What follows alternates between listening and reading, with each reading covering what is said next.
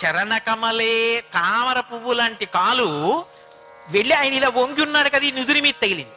ఇక్కడ మూడో కన్ను ఉంది, దాని మీద కడుపు మంట మన్మధుడికి అప్పటి నుంచి. వాళ్ళిద్దరు అలా ఉన్నారంటే మన్మధుడు ఉన్నాడా లేడా అక్కడ? ఇప్పుడు మన్మధుడికి అవకాశం ఇచ్చింది ఆవిడ. నీకు మంటంతా మూడో కంటి మీద కదా, తీర్చుకో, నా పాదం పట్టుకో, తీరుతుందండి. ఇప్పుడు ఆ కాలు చరణకమలే తాడ ఎత్తితే తామర పువ్వు తగిలినట్టు తగిలింది మూడో కంటి దగ్గర. మామూలుగా అమ్మవారు పెట్టుకున్న మంజీరాలకు ఉన్నటువంటి మువ్వలు గల్లు మనాలి, గల్ గల్ గల్ గల్ మన్నాయి.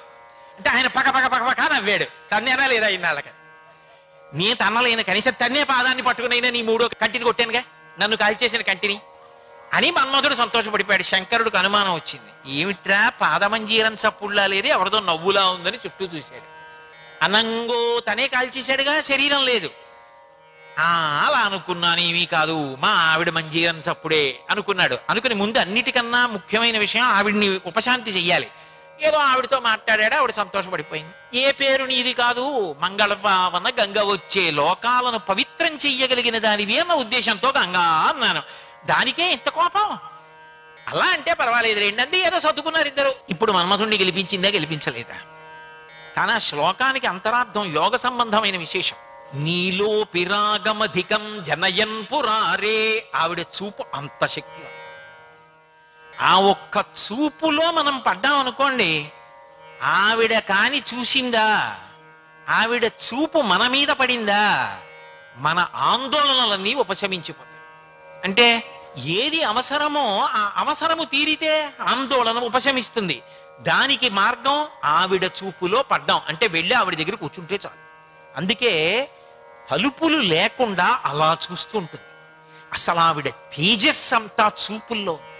అసలు అభిషేకం చేస్తుండనివ్వండి, అలంకారం చేస్తుండనివ్వండి, నాకు మనసులో ఆ చెంగాలమ్మ పరదేవత, ఆవిడ కనుగుడ్లు, ఆవిడ ప్రసన్నమైన చూపు, కౌముది అంటారే చంద్రుడిలోంచి కాంతి వస్తున్నట్టు వస్తున్న ఆవిడ చూపులు, ఆ చూపులలో చల్లదనం నాకు ఇప్పటికీ కూడా మనసుని స్పృశిస్తున్నాయి. అంత సంతోషంగా ఉంది నాకు. కాబట్టి నీలో పిరాగమధికం జనయన్ పురారే. ఆవిడ తన చూపు చేత లోకాలని చల్లబరుస్తుంది. అదే చూపు చేత పరమశివుణ్ణి కామేశ్వరుణ్ణి చేసి తెచ్చి పక్కన కూర్చోపెట్టుకుని మనకి తండ్రిని అందిస్తుంది.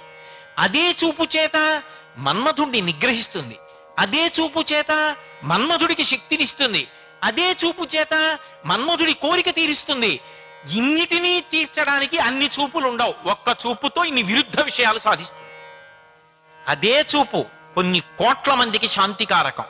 అదే చూపు శంకరుడి హృదయమును రాగరంజితం చేయడానికి కారణం.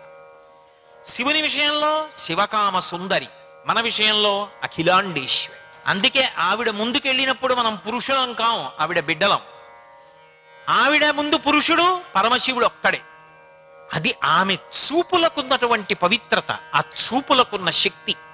అందుకే ఇంతమంది అంగుళం చోటు ఖాళీ లేకుండా పడుకుంటున్నారు. నిద్రపోయి లేచి వెళ్ళినంత మాత్రాన అనుగ్రహిస్తోందా తల్లి అంటే ఏ నమ్మకంతో ఇంతమంది ఆవిడ్ని సేవిస్తున్నారు?